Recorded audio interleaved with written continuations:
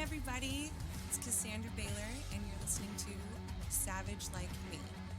First of all, if you're tuning in, thank you so much for listening to me. I wish I could put into words how much this opportunity has really opened some amazing doors and allowed me to meet some amazing people and be able to share my journey. And hopefully I, am relatable and you can find some common ground with me.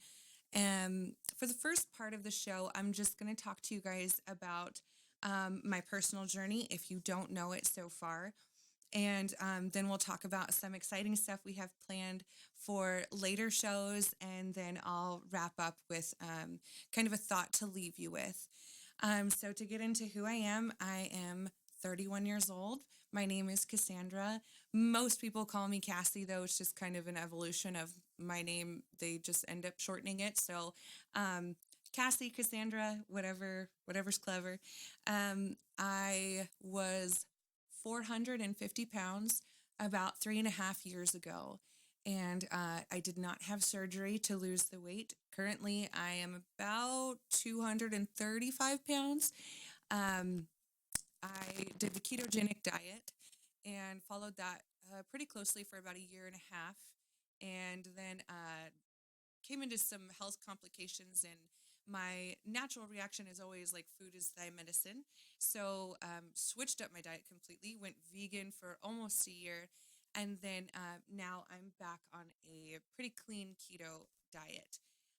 So the turning point for me when I was 450 pounds was going to the doctor after I had had my daughter.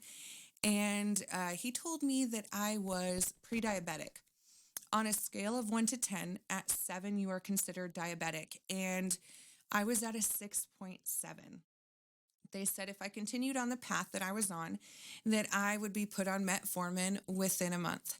So that scared me enough because I had seen diabetes in real life in my grandmother, and how her life was compromised from this disease.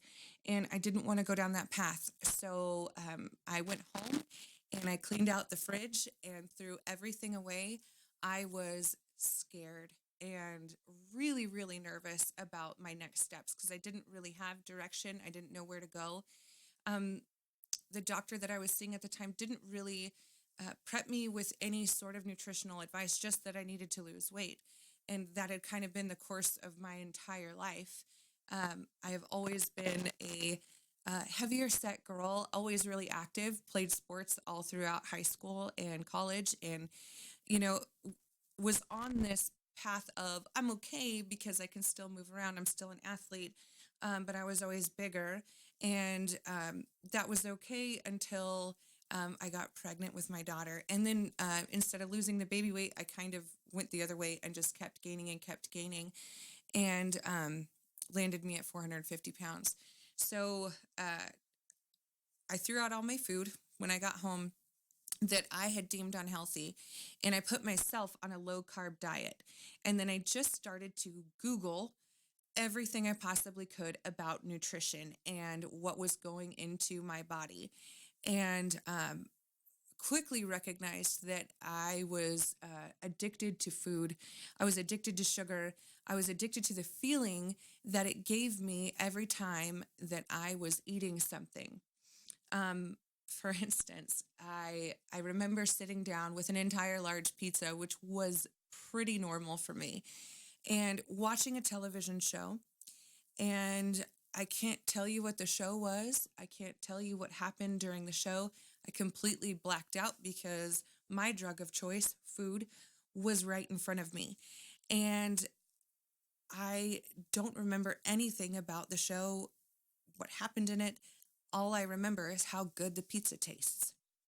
And then I started to evaluate my behavior when it came to food and when I was eating. I was eating when I was sad, and I was eating when I was upset, and I was eating when I was angry, and then I was eating when I was happy because then it was like a reward. Well, this something great happened today. I'm going to reward myself with food. And then food became the centralized location of my life. And I started to then identify as an addict. And that was really different because I had never done drugs. I wasn't a drinker. And, but that's how I identified an addict. And then it occurred to me that just because it's not drugs, like conventional drugs or alcohol, that I wasn't an addict. So an addict has specific behavior patterns that define them as an addict. And if I didn't get the type of food that I wanted, I would throw a fit, or I couldn't wait until payday because then I could go to whatever fast food restaurant I wanted to and indulge as much as I wanted to. Even now, it's hard to drive down the street and go past Taco Bell and not imagine all the things that I can get, how much it's going to cost, and how good I'm going to feel when I eat it.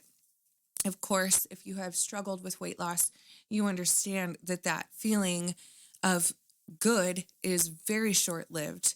I'm talking within minutes of when you finish your meal to when you start doing a self-sabotage, much like a conventional drug user.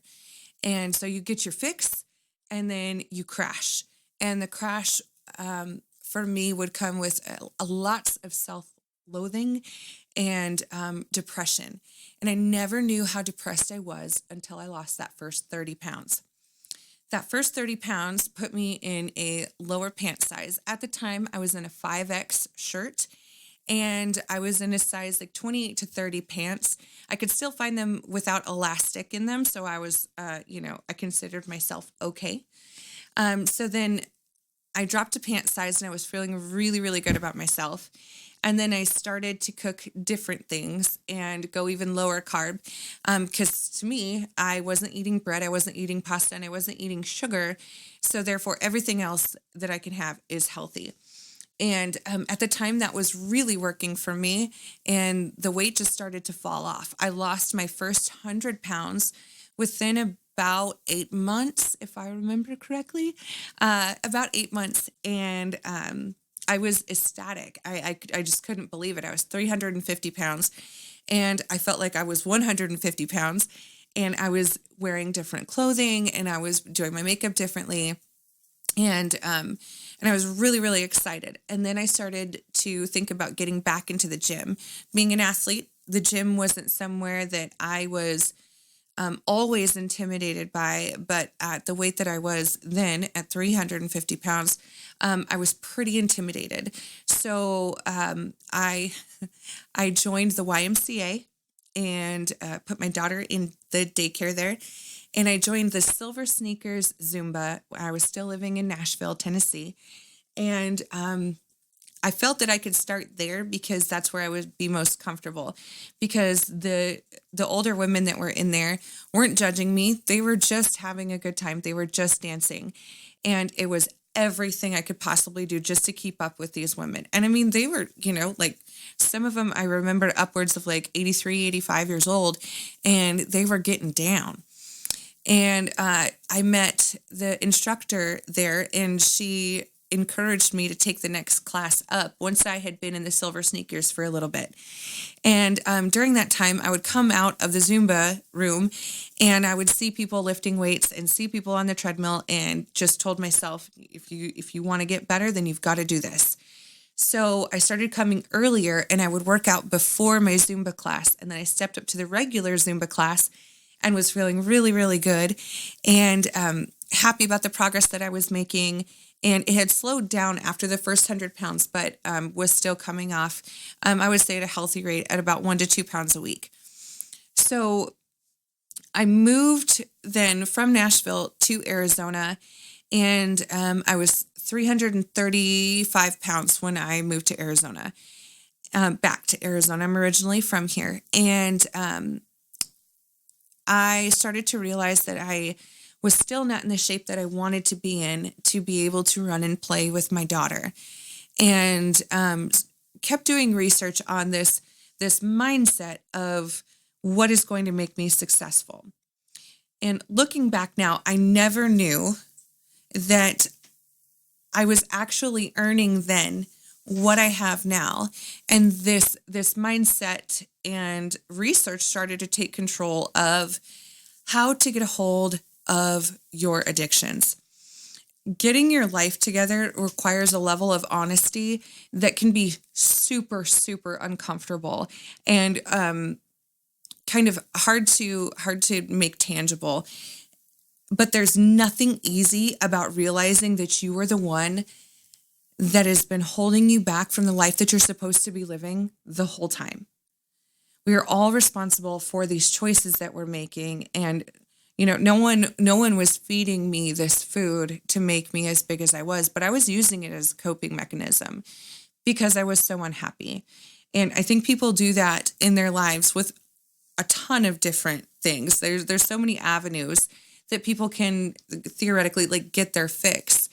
And, whether it is conventional drugs or alcohol, a person, sex, anything along those lines, we all use these things for coping mechanisms. And I'm not sure that there are widespread and publicly known things that you can really pour yourself into if you're dealing with feelings of depression or sadness that are healthy avenues of coping. It's really easy to say, oh, just go for a run. When you're in the depths of depression and self-loathing, the last thing you want to do is go out and run.